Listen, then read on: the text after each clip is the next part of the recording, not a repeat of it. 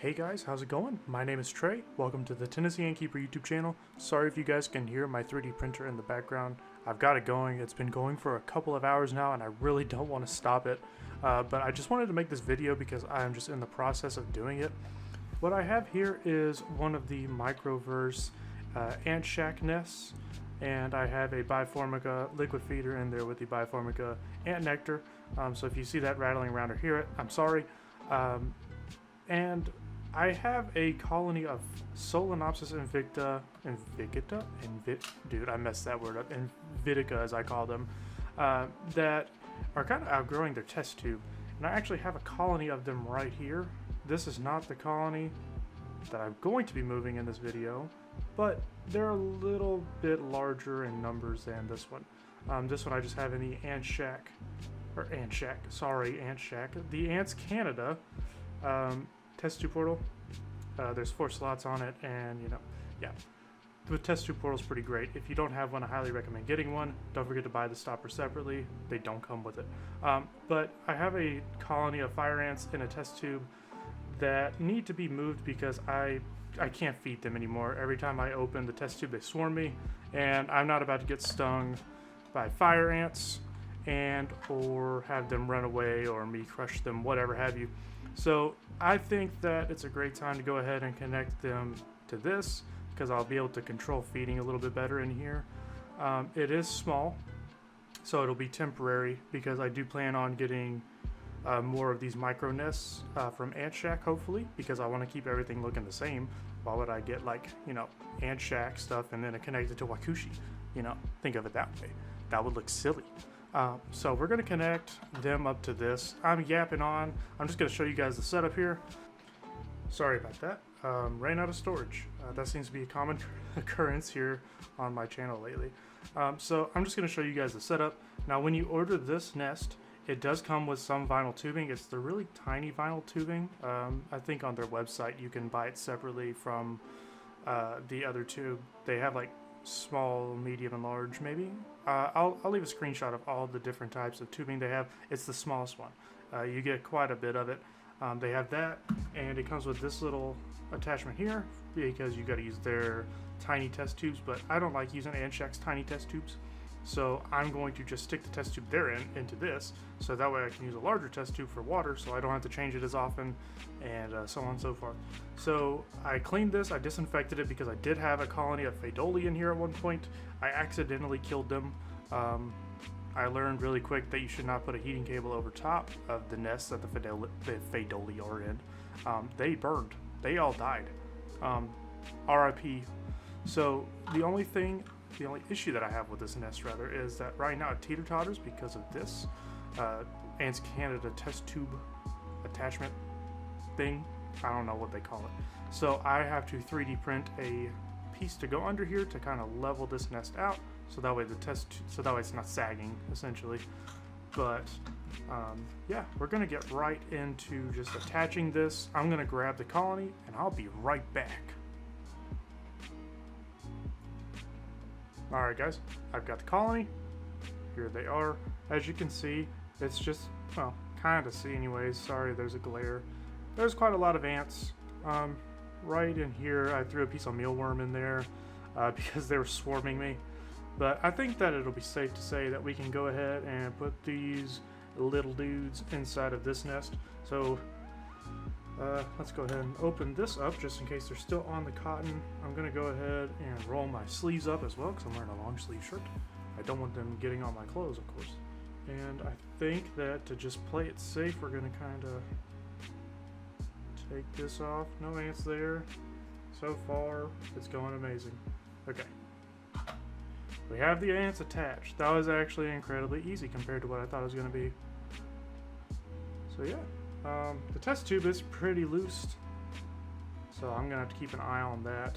I might go ahead and get some construction paper and wrap it around the tube and shove it up in this little crack here. That's what I've done in the past, but the ants are already kind of exploring down there. You can see them, they're going into the nest, so I'm gonna leave them here actually and just let them sit, do their thing. I will come back shortly to show you guys an update and see what happens.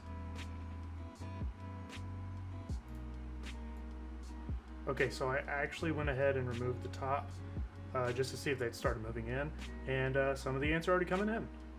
That's exciting news. I literally just attached it, but don't think there's any in the outworld. Doesn't look like it. The outworld's kind of dirty, but yeah, not as dirty as the test tube, that's for sure. That test tube is disgusting. So we'll be back shortly to check the progress, but as you can see, there's even more workers in there now, so that's exciting. Be back shortly, guys. So I know it's kind of hard to see, but there are workers now exploring the outworld here.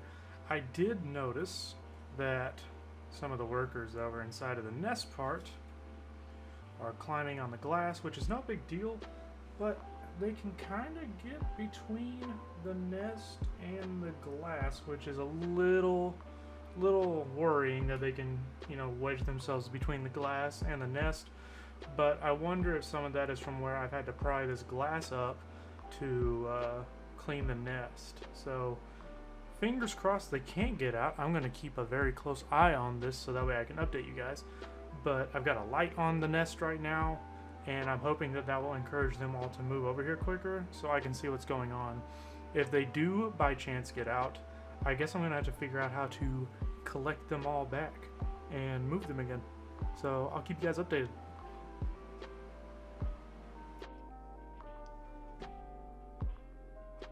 So as you guys can see, I've got the ants all here.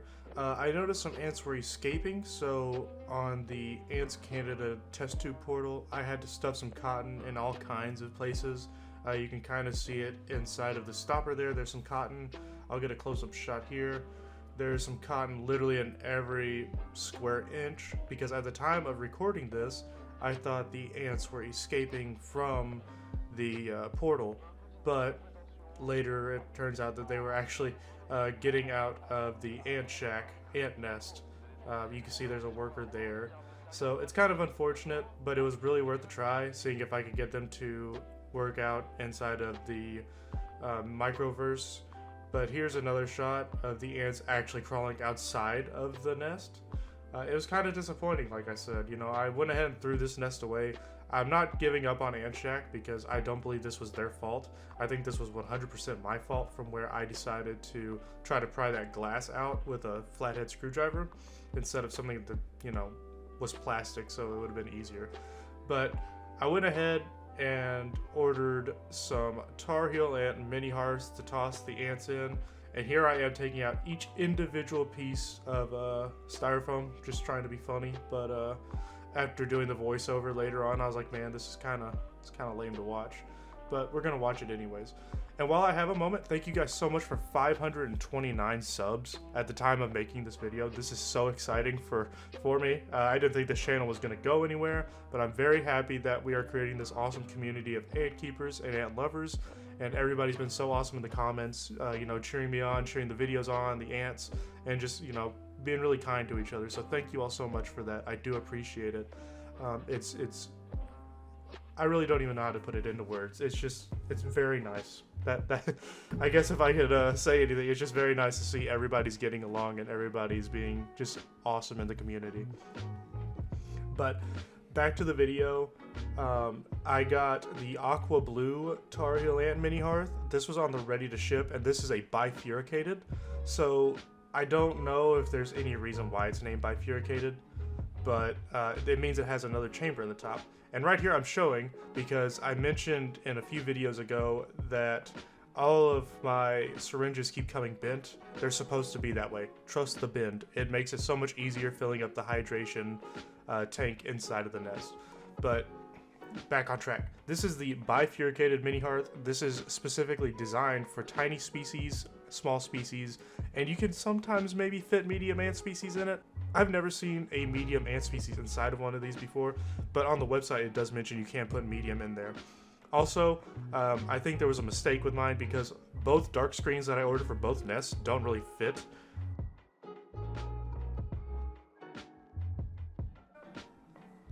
They don't really fit, so I had to force that one on there, and on the other nest it actually can't fit at all.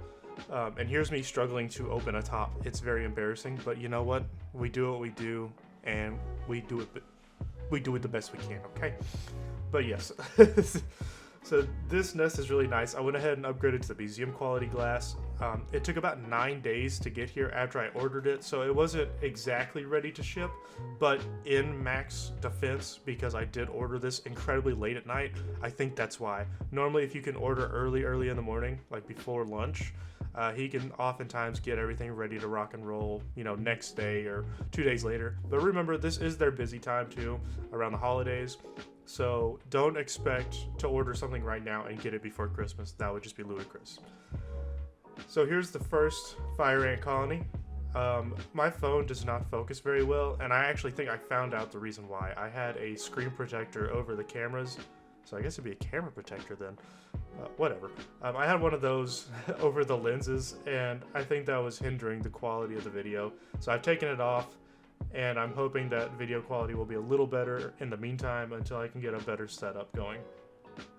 But just here's another shot of me trying to put that dark screen plate on, and it's just, the magnets are not fit for the holes cut inside of the dark screen. So that's kind of disappointing, but I'm not going to be upset over it. You know, it's something so little, and the ants are in a dark room most of the time anyways.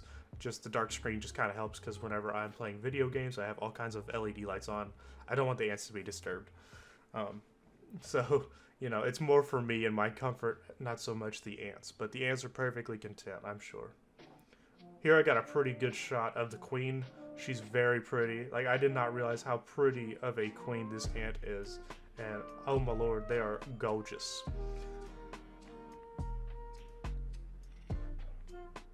So here is the other nest. This one was also on the ready to ship. This is in beige. Isn't the beige so pretty? And here's me struggling to open a top. I'm only gonna say this because I need an excuse. I sliced my thumb in half about 2 or 3 years ago, so I have no feeling in my right hand thumb, which is the one holding the nest. So sometimes I can't judge how I'm grabbing things. That's my excuse, and I did actually cut my thumb open, and it does go numb. But yeah, you know what? I'm gonna just keep it real with you. That top was just really hard, and my thumb was not cooperating that day. But here's me trying to put the dark screen plate on, and this one did not work at all. As you can see, they do not line up with the magnets. It's incredibly off. So I grabbed the other one and I try to put it on there, and it also doesn't fit. But you might be wondering why the nest itself is soaking wet. I filled up the hydration tank with water, and I kind of overfilled it. This is normal. Even if you underfill it, sometimes water gets in the nest perfectly fine. Remember, ants are used to rain out in the real world. That, you know, it simulates rain. I don't always overwater the tank, but on the first go around, I oftentimes accidentally and sometimes on purpose overwater it. So that way water gets into the nest, and it just kind of, I don't know, it makes me feel better. Like, hey, I've kind of cleaned the nest in a way. Maybe that's a goofy way of thinking about it. I don't know, but that's just how I am. And so I'm gonna roll with it. I'm gonna keep it 100. So I've got everything ready to go for putting these ants inside of this nest, and you can see I put some masking tape on this tube because it was kind of small for the hole. Also, fun fact about the bifurcated, if I didn't mention it earlier in my rambling, the bifurcated nests only have one hole on the side. They do not have two holes. There's normally one hole on each side.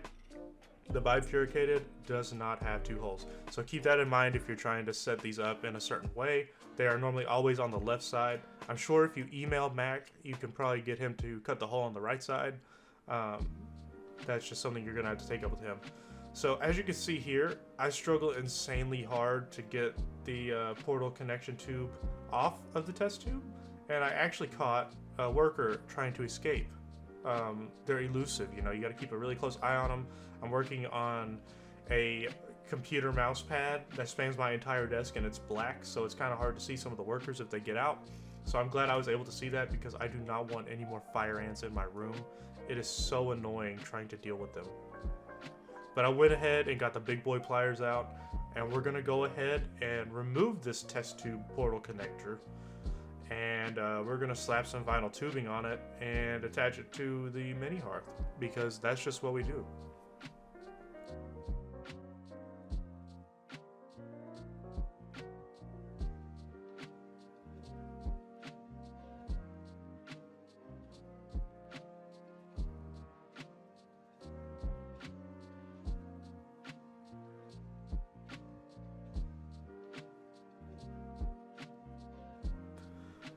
So after I got the test tube removed from the portal, I went ahead and tried to test fit some vinyl tubing, and as you can tell, this vinyl tube was not the right size. That was for the microverse, so that is the size that did not fit inside of the connection port where I thought it did.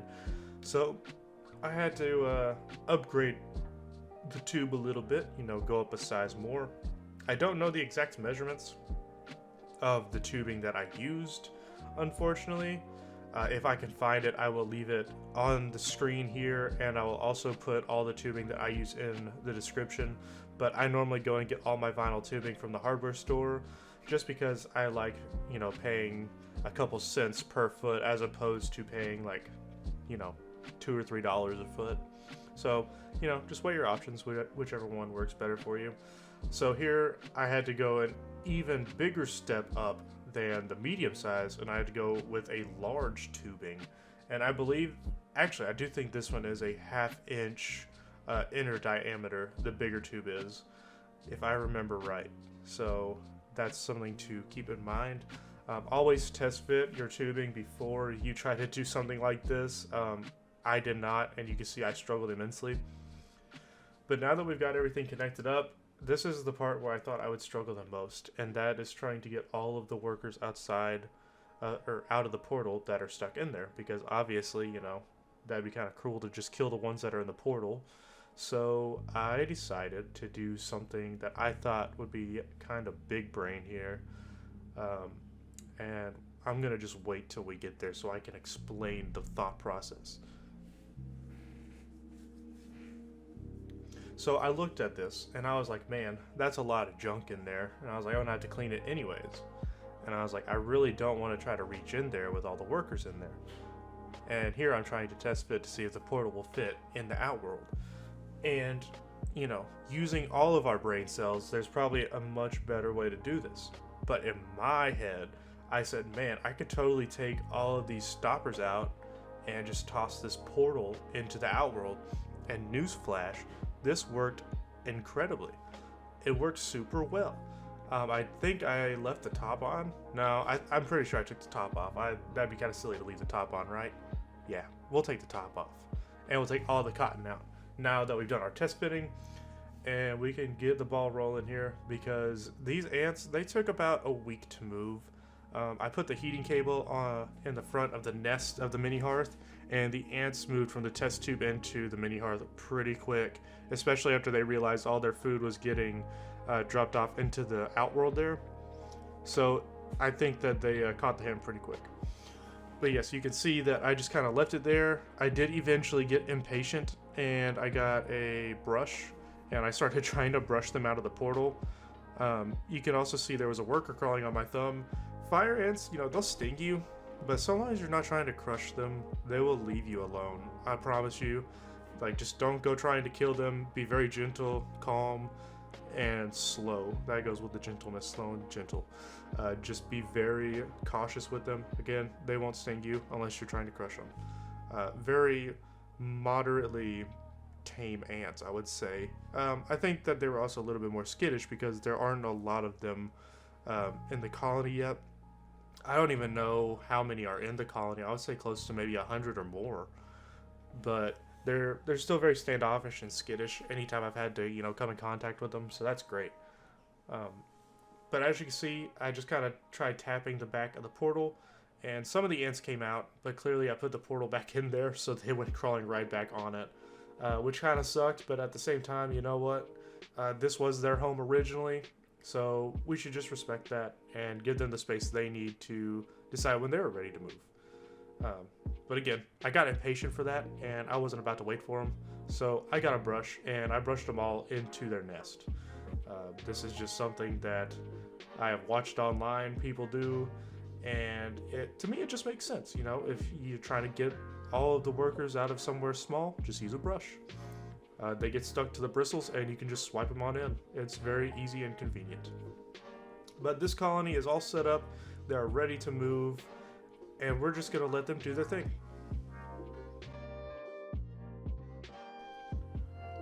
So at this part of the video, both colonies have comfortably moved into their nests. There's a couple of workers left inside of the beige test tube.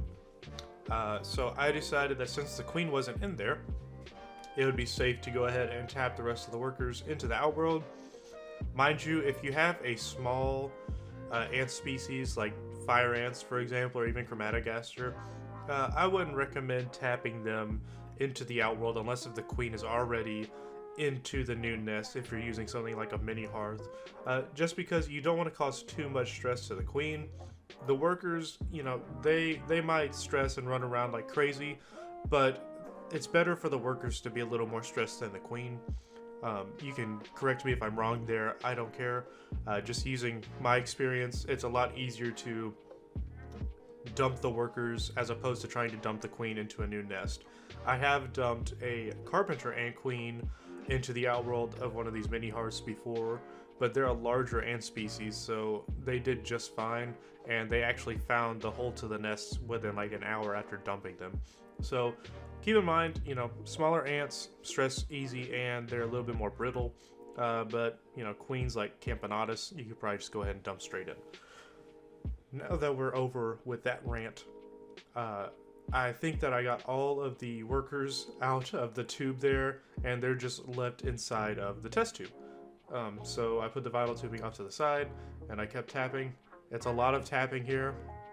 The ants, you know, they just don't cooperate when you need them to, and I was trying my best not to get all the dirt and mold from the test tube into the nest, but unfortunately whenever you're tapping it, some of the dirt does fall out.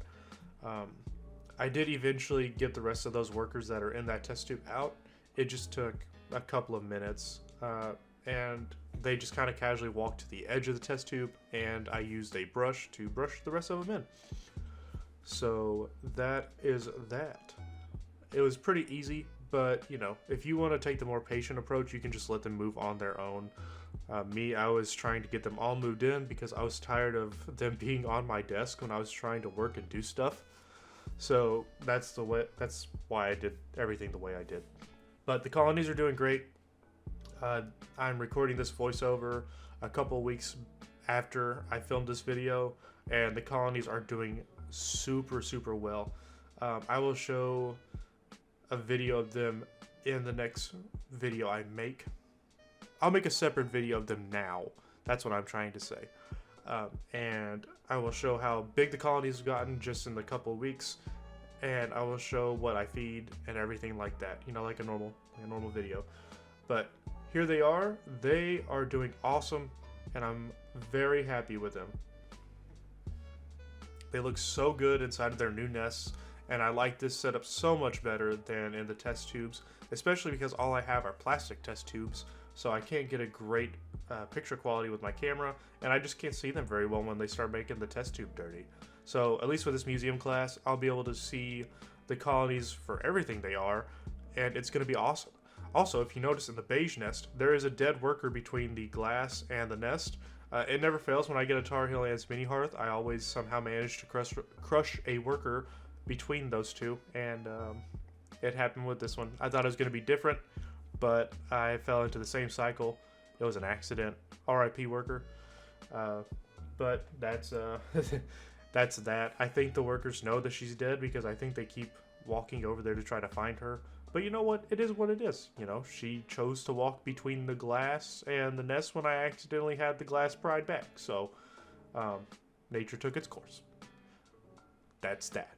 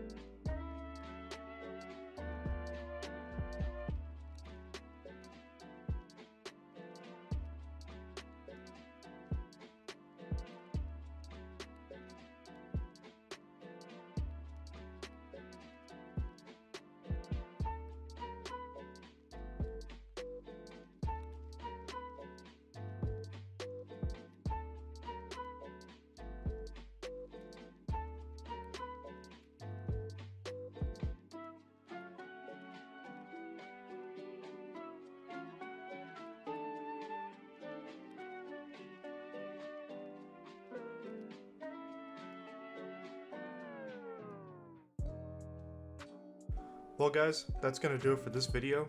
Don't forget to like, comment, and subscribe. I appreciate you guys being so patient with me in between uploads. I say this in every video, but it really does mean a lot that you guys are so patient and you're not trying to push me to get videos out as quick as possible. I have a very busy schedule, so I try to record when I can, I try to do the voiceovers when I can, etc, etc. There will be an announcement for the 500 subscriber giveaway. Just expect that to be at the start of 2024, unfortunately. I'm sorry I couldn't get this out before Christmas. But we did reach our sub goal before Christmas, which is awesome, and I am very appreciative of that. Thank you all so much. It means the world to me. And it means the world to me that you guys are so interested in all of my ants. Don't forget to leave a like, comment, and subscribe. Let me know what you guys want to see in the comments below. If there's any products I should check out online for ant keeping or whatever have you. And with that being said, guys, thank you so much for watching this video. We'll see you in the next one. Bye, guys.